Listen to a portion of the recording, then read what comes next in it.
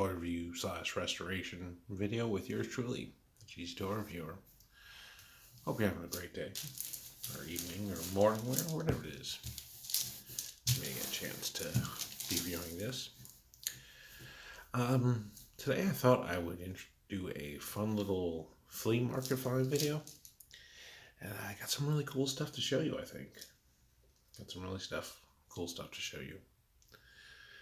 I picked up a pre-war American Flyer train, or locomotive, with a set of pre-war 3-rail tracks. You know, what the train runs on. It goes choo-choo-choo-choo, and some sidecars too. And I'm also going to show you real quickly on how to, essentially, I'm going to turn, how I turned this rusty thing. As you can see, it's got a lot of rust damage on it. Very dirty. Pretty nasty stuff. You wouldn't want to get stabbed with this. You'd probably need a tetanus shot. Pretty grimy stuff. But I turned this into this. Came from the same set. Look how nice and clean that is now. And it was very simple. It really was. It was very simple. And I'm going to show that to you, pretty soon. But before I do that, I wanted to show you some neat little finds I picked up. But yes, so I turned this into this. And this is pretty much ready to go. Ready to be played with. Plug that right in, hook it up, and you got yourself a train track. A train can go over proudly. Anyways, yeah, so I was at the flea market this past weekend.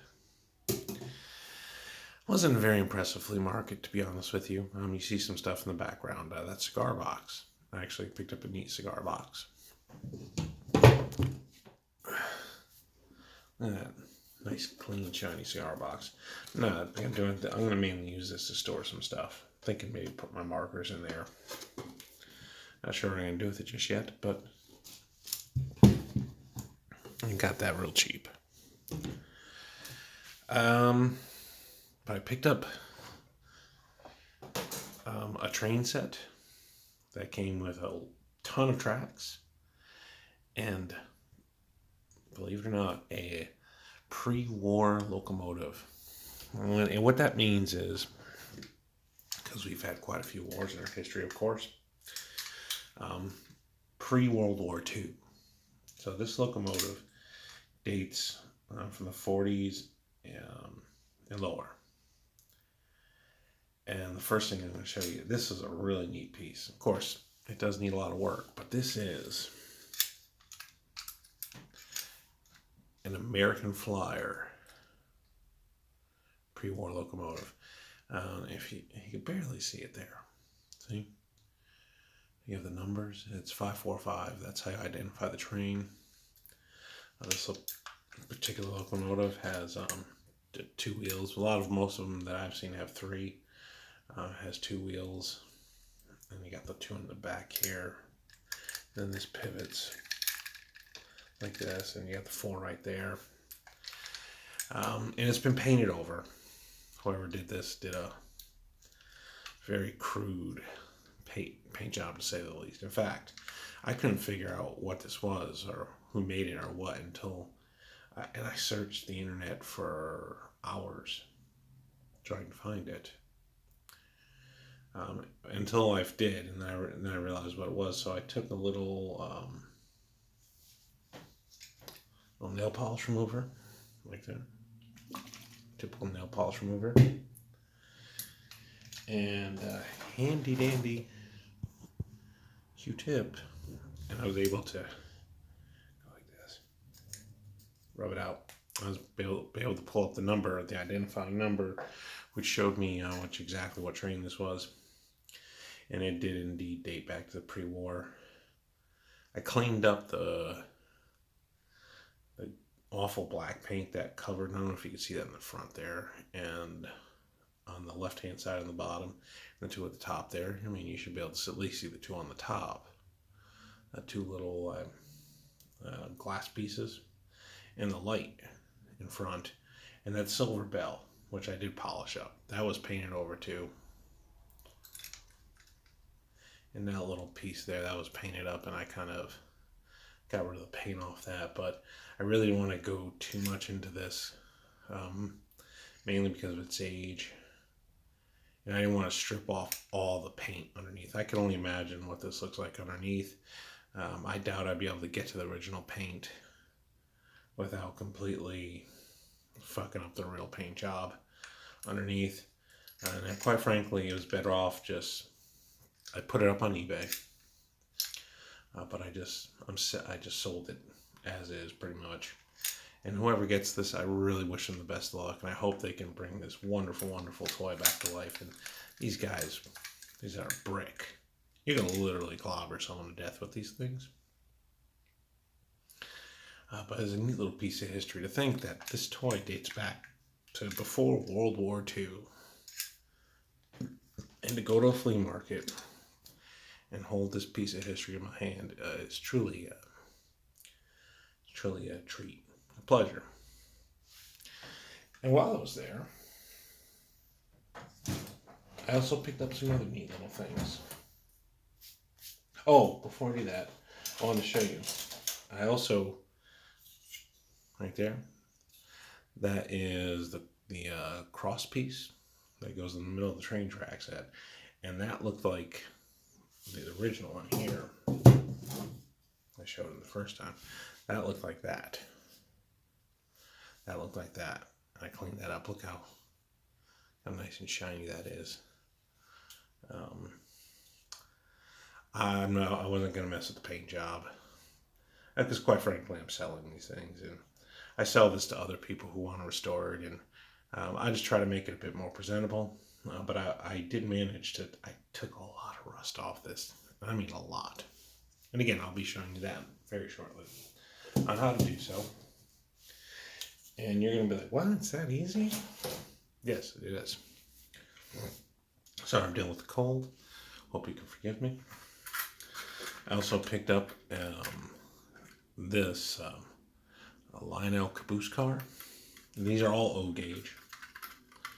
And this one, see, plastic right there. You got the metal underneath there. You know, pretty decently made toy. This would go. You would, of course, connect this to your locomotive along with something like this. Like the coal car. This is an American Flyer coal car. If you look right there, you see in there, American Flyer. It's a nice little American Flyer coal car. Right there. Got a little rust damage on the inside, but not enough to where it was impeded on it. The wheels move nice and smoothly, so I left it alone. I also picked up, let me move this here for a second. Another Lionel coal car. As you can see, the identifying numbers, this is 6017. And this is more of a brown, and that other one was more of a burgundy, but same concept, built the same way. The only thing difference is the number.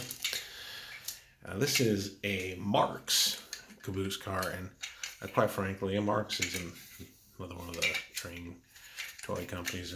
I don't even know if they're still around anymore, but I've sold Marx stuff in the past, and much like this is junk. This is crap. Cheaply made. It's like you can see the difference from buying a Lionel to buying a Marx. Look at that, night and day. A lot more detail. Plastic is tougher. The wheels, they pivot and swivel like this. This is just connected. Really night and day as far as quality goes. However, this wasn't a bad Marx car. But still, again, cheaply made. Wheels down here don't pivot or swerve. This is another coal car right here. that came with it. I mean, but it's not bad shape or anything like that. It's LV. It's got the I'm not sure what the LV stands for, but you have the identification number 21913. And that other caboose didn't even have an identification number. And I picked up a couple other really cool pieces. This is a Lionel rocket launcher, which is actually sold now. Sold it already. Just haven't shipped it out, but I picked it up, and it's missing the rocket. What you do is, I'll show you. So you got this right here. Look at the nice detailed work on this for an older toy, and it's in pretty solid shape too, and it still works. See, what you do is you push a little button down, right, like that. You have a little button there, pops up. Still works like a champ. I sold this bad boy too, but it's good. I'm hoping all these things go to a good home for people that appreciate them, because frankly, I don't really have much use for these things, but I know they're a big part of Americana, and they're highly desirable amongst collectors. And last but not least, I got a really nice box car. This is an advertisement box car too. This is another American Flyer. Right here, this is the same right there, ATSF Santa Fe. It's got, you see, it got a little nice little advertisement on there, both sides, right there. I'll flip it over here, and you can see. If I hold it up there, I might not be able to see it. See right there. Yeah, you can kind of make it out there. American Flyer. Really, and it's got the little metal plate on the bottom. Just a pretty decent piece overall. So I picked all that stuff up, but what primarily came with it was a ton, and I mean a ton of tracks. I'm talking curved pieces, straight pieces, pieces with wooden planking on them, so on and so forth. But a lot of it, I'm going to say 95% of it, looks like this. And again, as you can see, that's a lot of rust and grime and dirt. Look at those ends right there. Disgusting, right? I mean, you would need a tetanus shot if someone jabbed you with that thing. So again, I had that. I turned it into this right here. Look how much nice and clean. The end pieces right there. Got a nice little shine to it. Now, I couldn't get rid of every bit of rust. You know what I mean? It would be impossible to get rid of every rust spot and every piece and bit of grime on it. But, however, I did get quite a bit of it out. And let's see, I've done about 16 pieces that all kind of look like this now. Still got a long ways to go. I mean, when I tell you I got a big pile of them, it's insane. And what I'm going to do, though, now is show you a very simple technique to getting rid of this stuff. So, what you're going to want to do is, first off, you're going to want to put on some gloves. I guess, where's my little Scotch-Brite little pad I brought in here? I know I brought one in somewhere. Oh, here. So you're going to need this right here. This is a steel wool pad, and this is a very low grade, meaning it's abrasive for polishing strong metals. Like you can scratch off stains on strong metals with this, but it's not terribly abrasive. I mean, like, so you can rub this off here. You're not gonna feel much of anything. But what you're going to want to do is first, before working with the stuff, anything like this, is wear gloves. So I'm going to put on a pair of gloves here. I'm not a big fan of wearing gloves, but sometimes you have to. Doctor, your patient is ready. Oh, ho, ho, ho, ho, ho. Okay, sorry about all that nonsense. All right, so first thing you're going to do is you're going to want to time. You're going to want to get rid of the easy stuff first. So what you're going to do is, and I know you're thinking this might be a little crazy because it's metal, but trust me, you're going to want to run this under some warm water, soap it up nice and good, and really just give it a good outer scrubbing with a brush. Just go, don't be afraid. Just dig in there and scrape it off. And what that is going to do is it's going to get rid of the easy flakes, the flakes that are, just there and, they're loose, so on and so forth. And it's going to get rid of the easy dirt and grime. And you're going to notice a difference right away when you do that. There's still going to be a lot left over, but you'll notice the difference right away once you do that. And then your next step is you're going to take the steel wool. Let's see, I'm going to show you here. Let's see. See, watch it. You're going to go like this. Give it a quick. Don't be afraid to put a little pressure on there. Like that. See? Look at that. Notice the difference right away? See how much shinier that is? See there, there, there, there. And you're going to really just give it a quick rub on the side like this. Mainly just to get rid of any leftover residue and rust that might be poking around. And you're going to dig in there and dig in there. And just don't be afraid to get yourself a little dirty here. Like that. Take this. And you'll see right away. That's not good. Yeah, but this thing needs a good bath anyway. Who cares? Alright, so you'll see right away the difference. Okay, can I get it?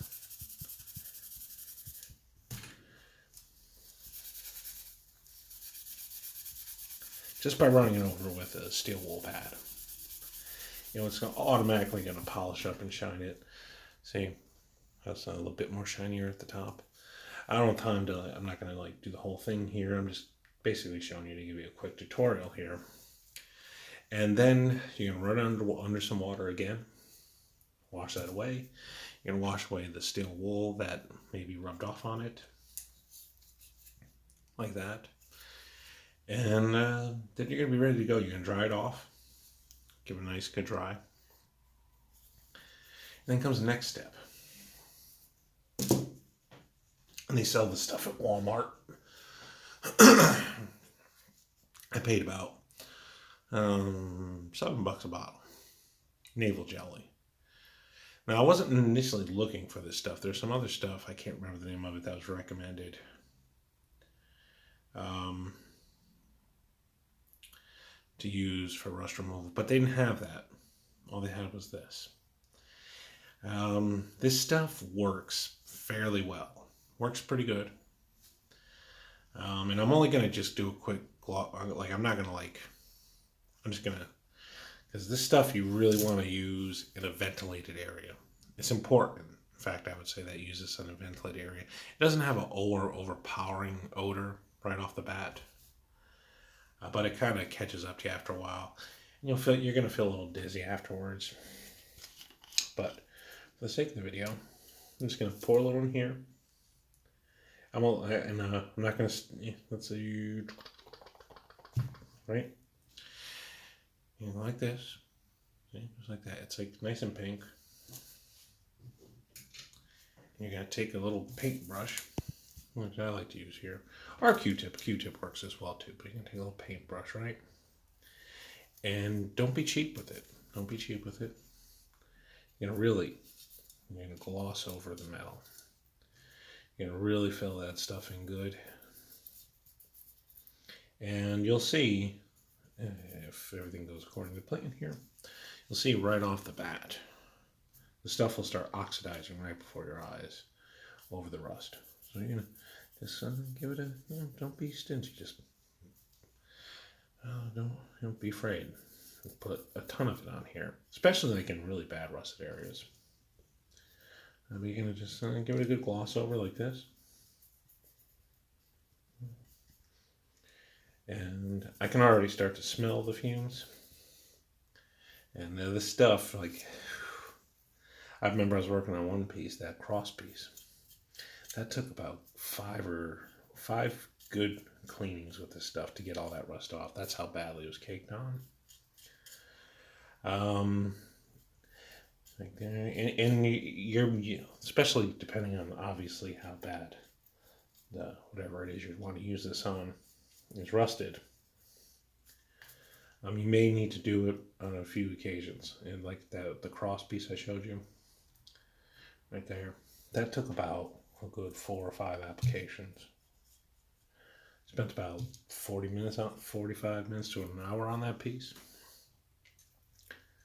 Right there, so hey, see, just dab it on there, like that. And get it in there good.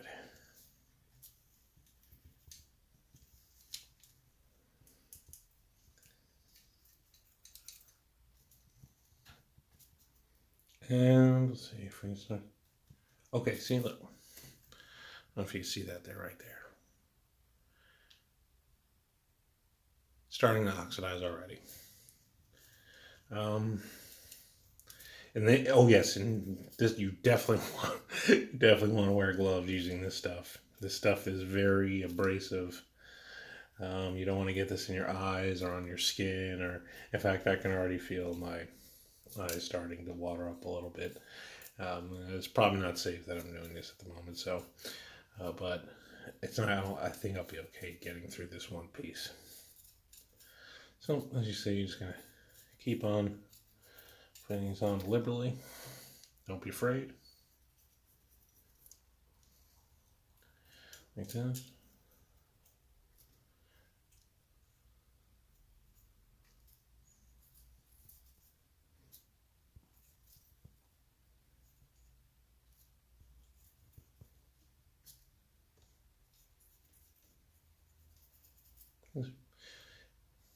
Almost like you're painting, essentially.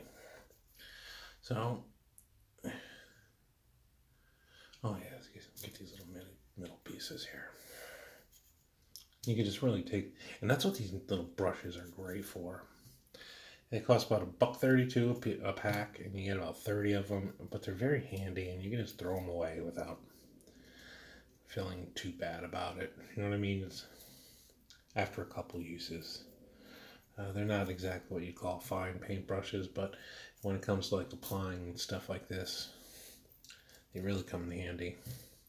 You get in all those small crevices, and you flip it over, and you see how you got the rust over here like this.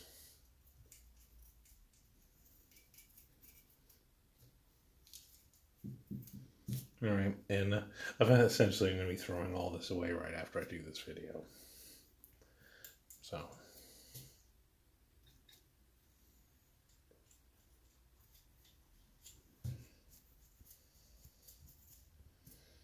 All right, we're almost done here.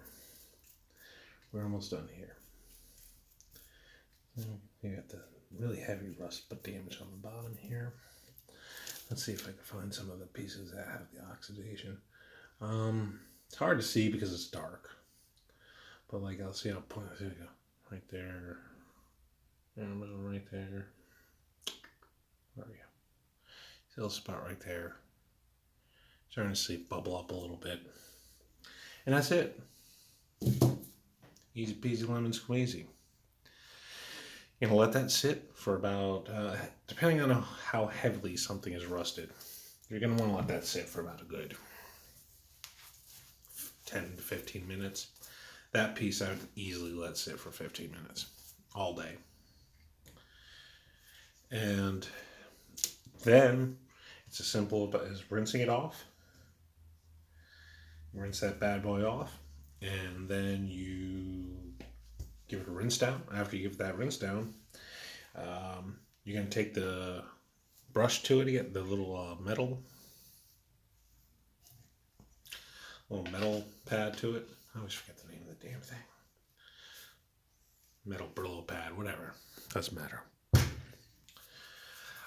Steel wool. I knew it popped in my head. And then you're going to go to it, and you're going to give it another good cleaning with that. And you'll start to see the difference right away. More and more rust will come off at once. So on and so forth. And you do that over, like I said, depending on how damaged it is. I would have to imagine if it's for something simple, like just a little rust damage here and there, yeah, well, 1 or 2 treatments will get the job done. But something like this, where it's really, really caked on, you're gonna really have to give this time, possibly up to like 4, maybe 5 applications, and it'll go away though. I promise you, you will have that. You will definitely have this desired effect if you give it the time. And again, it's not that hard. It's not that hard to do it.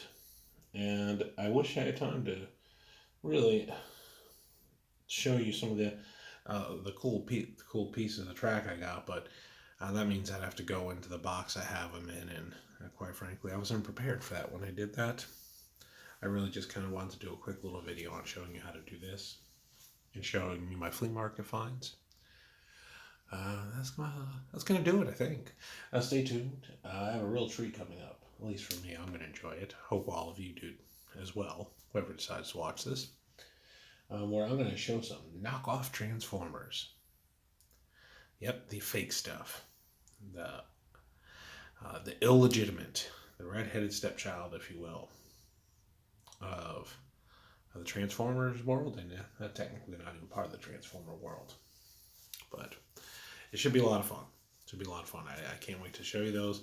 I think you're going to enjoy them. And I'm going to show you a really good one and a really bad one. And the really good one, I think, will fool people. And right away, you'll know the bad one right off the bat. But it's going to be a quick little fun little video I'm going to do. Look for it, I'd say, sometime before the weekends. Sometime before the weekends. I think that's about it, though. I need to rinse this piece off because even though I capped this bottle and I poured the gunk and gel in here, I'm gonna take this and throw this away. This little button guy's gonna get thrown away. As I said, that stuff is pretty volatile. It's strong stuff. I'm gonna rinse that off, and I'll probably finish that piece tonight, but at some point I will. So, with that said, I wish you all the best. Have a blessed night. Take care. And thank you for tuning in. Make sure to hit that like and subscribe if you enjoy it. And feel free to drop a comment. I'll respond. And have a great day. Take care, everyone.